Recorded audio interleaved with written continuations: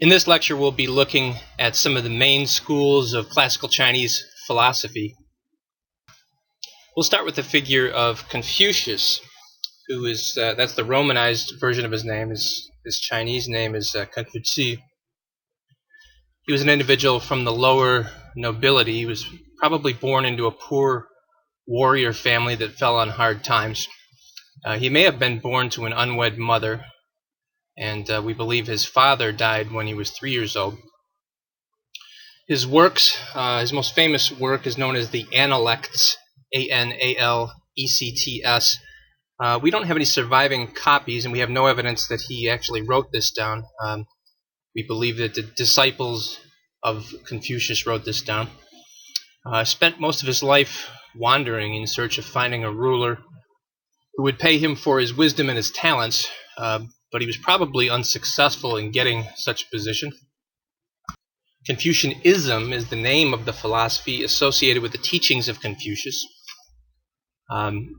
There is a tradition in Chinese history and philosophy of what is known as the 100 schools of thought, and Confucianism by far is the philosophical tradition that has had the greatest influence on Chinese history and culture. According to Confucius and Confucianists, human beings are teachable, they are improvable, and they are perfectible. Social harmony is the very most important goal of Confucian philosophy, and the mainstay, the basis for social harmony comes down to what he referred to as the 5 relationships, or ruler to subject, father to son, husband to wife, elder brother to younger brother, and friend to friend. And that social harmony was best achieved when these 5 relationships were respected by everyone. Some debate as to whether or not you could consider this a religion or a philosophy. In some ways it's both, and in some ways you might say it's neither.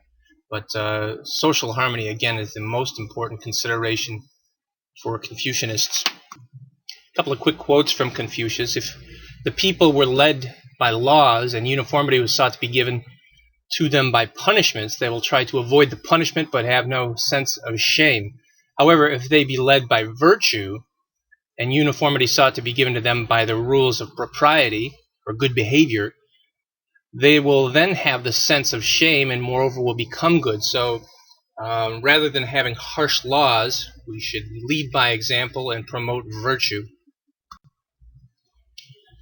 What you do not wish for yourself, do not do to others. This is very similar to the Western tradition of the Golden Rule.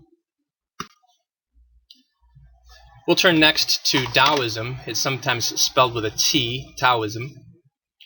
That's because of the difference in transliteration styles from Mandarin to English. Daoism is a religious and philosophical belief system that stresses the importance of living in harmony with what is known as the Tao, or the Way. It dates back at least to the 4th century BCE, although elements of Taoist thought may have long preceded that. Perhaps best known in the West by the yin and the yang symbol that you see pictured here. These days it's a very popular tattoo.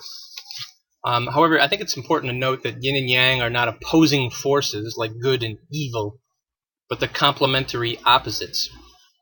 They interact within a greater whole. They're part of a dynamic system. Everything in Taoist philosophy has both yin and yang aspects, but either one of these may manifest themselves more strongly in particular individuals and particular objects. The most important text in Taoist thought is what's known as the Lao-Tzu. Mohism is a philosophical system founded by a Chinese philosopher named Mozi in the 5th century BCE. He was probably a member of a lower class community.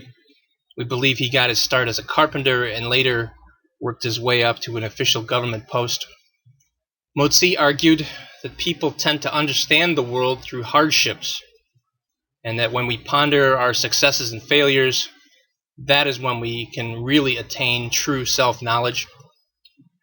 He pushed for a form of universal love, arguing that everyone is equal before heaven. He was an adherent of the idea of the greatest good for the greatest number of people. And for Mozi, sense was much more important, what you could see, smell, touch, taste, than imagination or abstract concepts.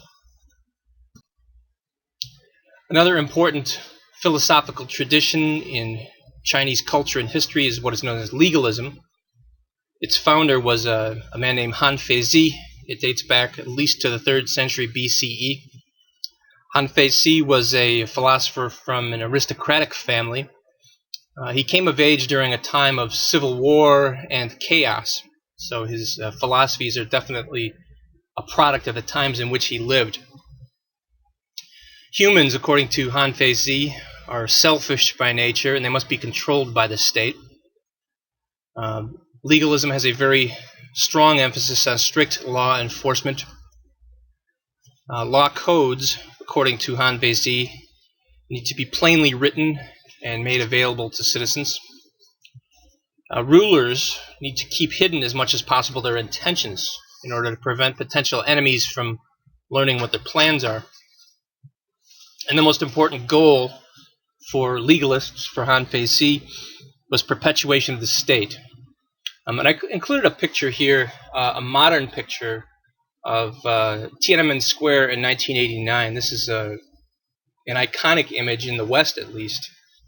It was protest being held in Beijing, and I think it exemplifies that legalist tradition. Even though this is ostensibly a communist one-party dictatorship, there is a strong sense of perpetuation of the state here, and viewing these protests as a threat, which definitely reflects an element of legalist tradition. It's still present in Chinese society. Last, we'll just briefly take a look at a figure named Sun Tzu, who was an ancient Chinese military general, a military theorist, and philosopher.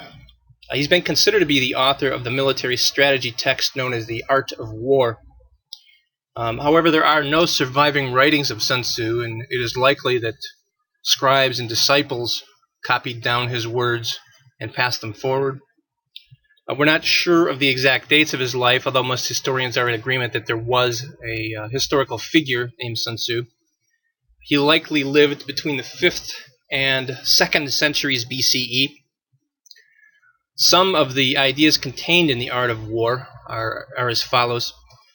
According to Sun Tzu, military success involves winning battles quickly, and that successful military campaigns must limit the costs associated with war.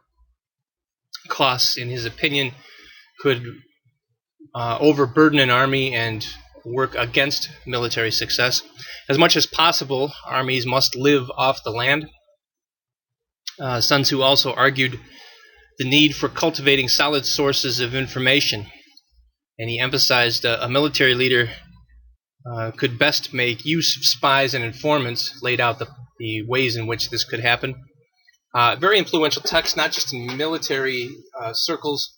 It certainly encapsulated the best thinking in military matters in Chinese civilization at the time, but also has been studied even today in business circles. You're likely, if you attend an MBA program, to at least become acquainted with books that reference The Art of War as a text to help be successful in business. This draws to a close our examination of classical Chinese philosophy.